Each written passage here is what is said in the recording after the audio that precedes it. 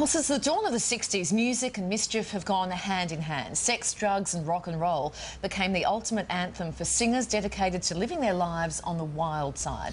In fact, many legendary artists have attributed their genius to illicit drug use. But is this all in the past now? Or are music stars still falling victim to their vices? Sex, drugs and rock and roll. It's been music's most mythical catchphrase, brought to life by generations of star singers. Velvet Underground frontman Lou Reed wrote an ode to his drug of choice, heroin, and was grilled on his illicit lifestyle during the 1974 tour Down Under. Were you searched by our customs men for drugs? Oh no, because I don't take any. No drugs at all? Mm-mm. And yet you sing about them. I'm high on life.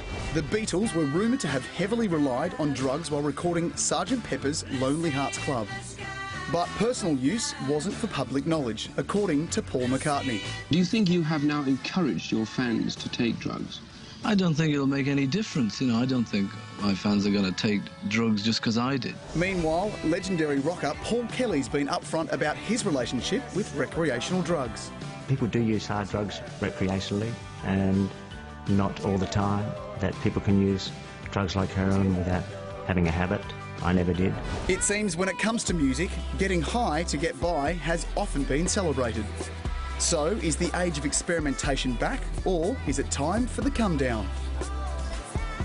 For more, we're joined live in the studio by author Andrew McMillen, whose new book, Talking Smack, features interviews about drug use with some of Australia's most important musicians. Welcome, Andrew. Hi, Andrew. What made you want to do this project?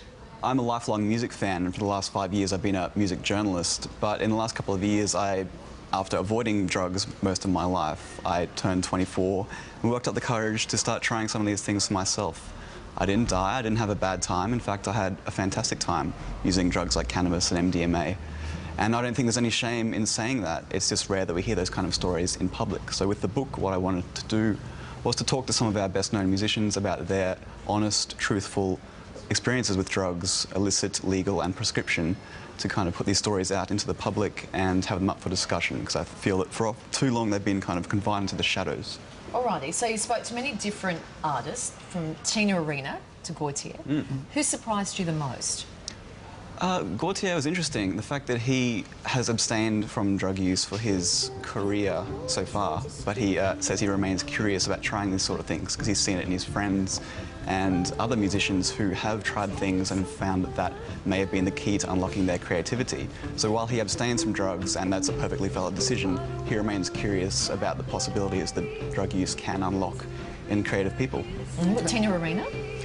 Tina Arena, like many of us, smoked cannabis in her youth and enjoyed it, and wasn't ashamed to say that she enjoyed it, and found that it helped her kind of turn in on herself as a very extroverted person. It allowed her to become introverted and self-analyse, which I think is certainly a valid use of a drug.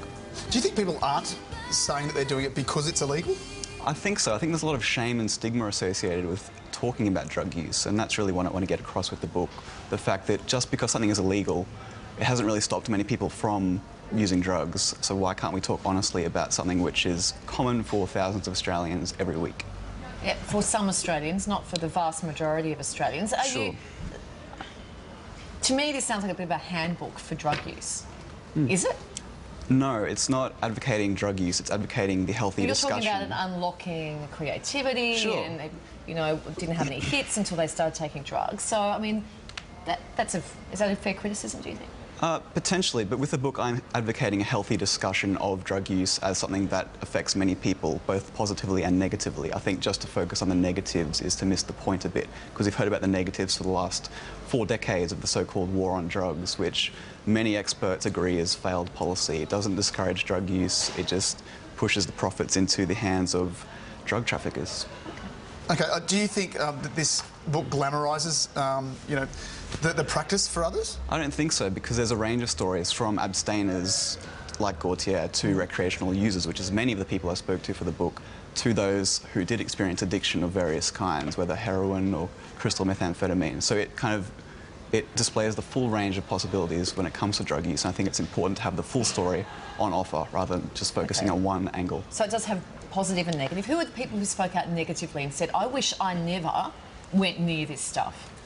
You know, no one really said that, surprisingly. Even so it's so it's not both sides, then, is it? Well, you know, addiction. No one wants to get addicted, and no one who has been addicted will tell you it's a positive experience. But Phil Jamieson from Grinspoon, tell us your story. He was addicted to crystal methamphetamine several years ago, and it was on the front page of the Daily Telegraph saying, you know, my ice hell, portraying it as this terrible, life-changing experience, which it certainly was. But the fact that he kind of became reclusive and selfish in his behaviour and was neglecting those people around him, including his young family, which is his biggest regret.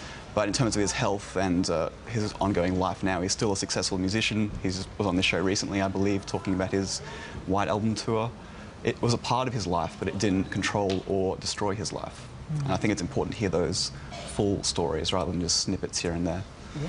Well, it's a very interesting read. Andrew, we thank you so much. It also includes stories, we mentioned Gautier, Paul Kelly as well. So it's, how many people's stories in total? 14 Australian musicians, many of them you'll know. And if I could just leave with Paul Kelly's message, which is really important, which is that if you don't respect drugs, they won't respect you. This is a tough topic to talk about, I understand, and there are negatives associated with many negatives, but if you don't respect drugs and treat what you're putting in your body with respect, you may end up in a bad place, and I think it's important to get that message out there. Yeah, well, it's certainly a big talking point. Thank you so much. Andrew's new book, it's called Talking Smack, Honest Conversations. That's what it's all about, honesty. Conversations about drugs. It is in stores tomorrow and making headlines. Thank you so much for your chat this morning. Thank you. In just a moment, the highest paid Hollywood actors revealed. Find out who topped the list soon.